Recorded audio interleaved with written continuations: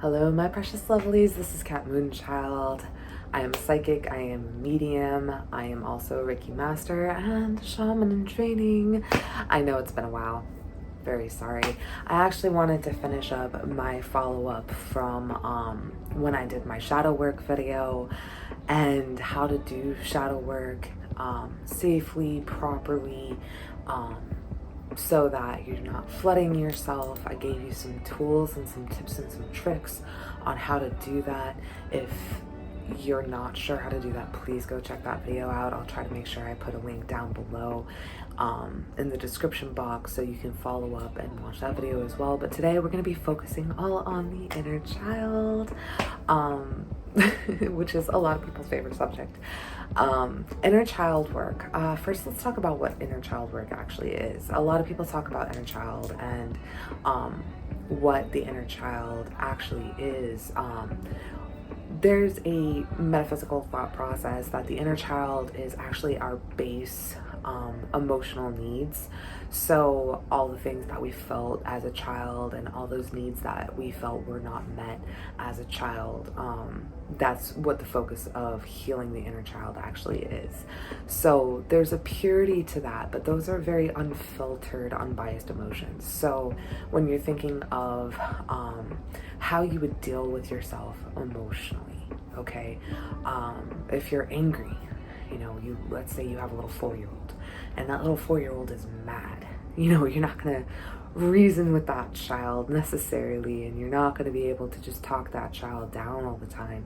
And if you tell that child, calm down, it's not a big deal. That child's going to feel very invalidated. So when you're doing inner child work, what you're thinking of is you're thinking of that raw, unfiltered emotion, and B, how to treat that properly so that we nurture ourselves appropriately. So when you're doing inner child work, a lot of the times when we're children, we're told, don't do that, stop that, you're being selfish, you're being bratty, you're being, insert an adjective, and especially when you start getting into the not so nice adjectives, things that we're told as children, that's wounding ourselves. But when we grow up, those emotions go unhealed, but they get buried into our subconscious belief patterns about ourselves. So we all know that spiritual awakening, when we're going through a spiritual awakening, we're deprogramming what we're taught as children about ourselves, and we're deprogramming the conditioning we received in our childhood. So that's what the inner child work is supposed to help us do. It's supposed to help us deprogram those beliefs of the things that we were taught due to the things we were told or various traumas. How do you go about doing that? That's the fun part. Literally have fun. Sometimes homework when you're getting a healing session and they say you need to work with your inner child is to go swing on a swing set. And sometimes people feel a little silly. They're like, what do you mean go play? Go play. Go play. What did you not get when you were a child? Did you not get enough nurture? Give yourself a hug. That makes a lot of people feel self-conscious. Did you not feel comforted enough? Go get yourself a stuffed animal. Did you not get enough time outside rolling around the grass and playing? Go pick some flowers.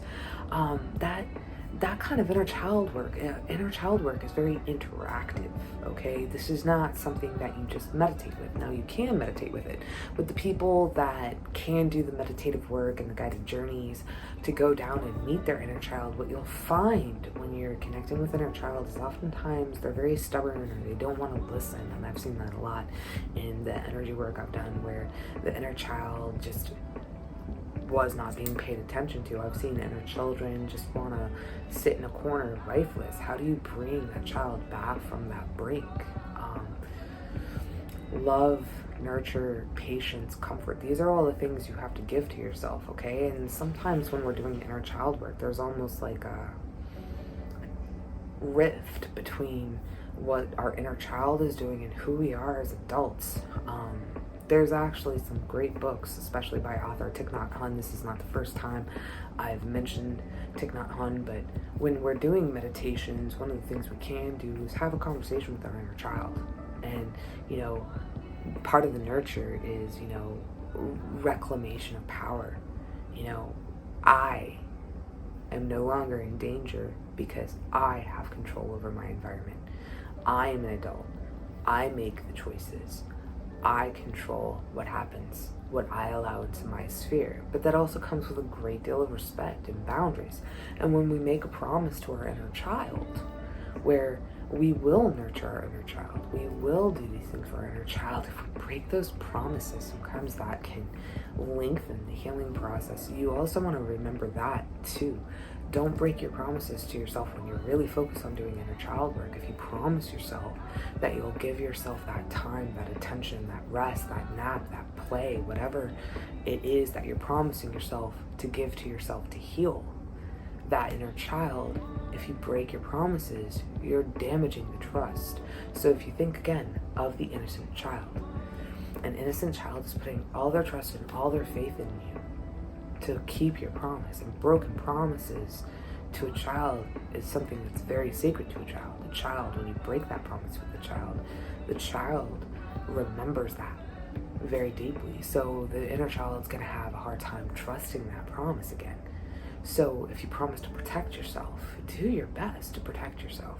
If you promise your inner child that you're going to give your inner child pink, and you're going to start wearing pink for your inner child, it's almost like ancestor work.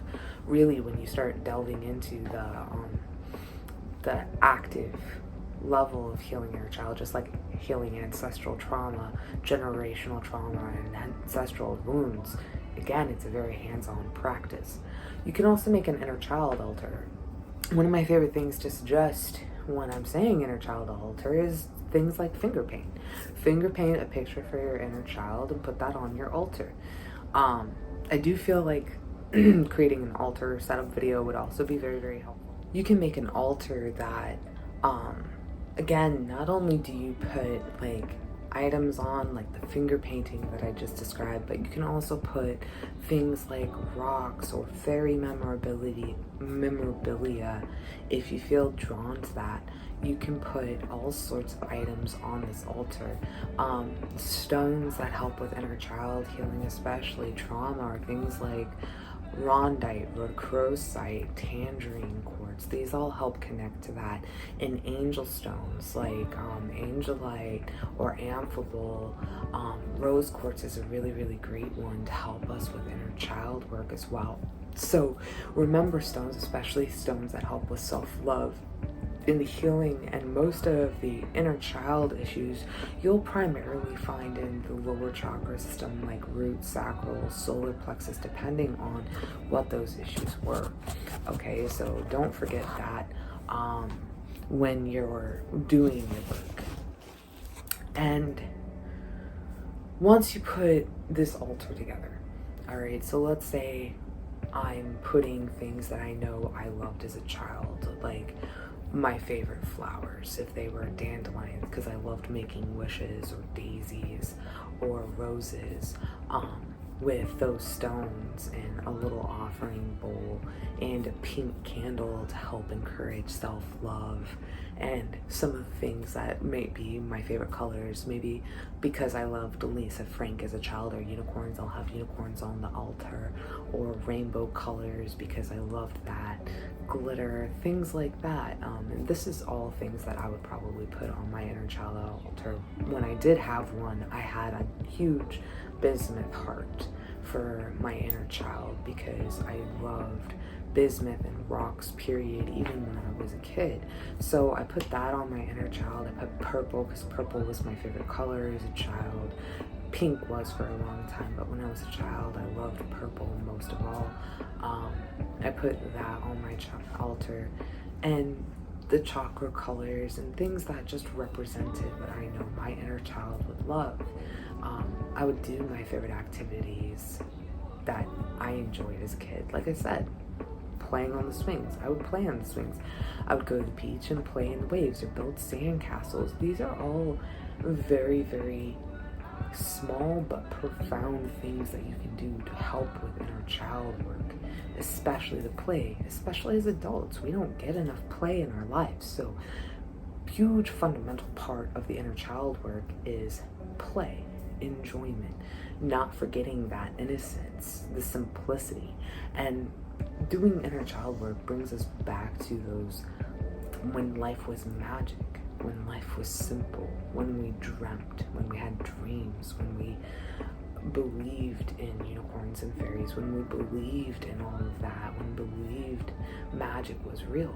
And it brings that magic back into our lives. That's why you have to participate in the inner child work. You can't just meditate it away. There may have been success stories of that, but that isn't as effective.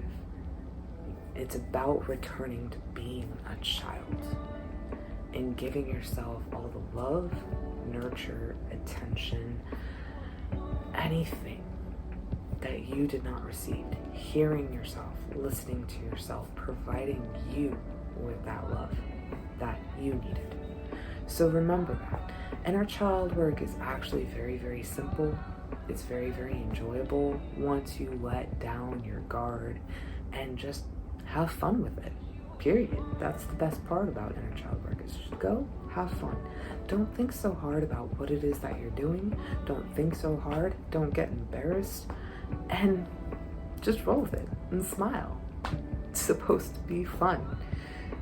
It's a good time to reclaim that part of you, especially after the last several years, the last 2 years. I think we've all had enough.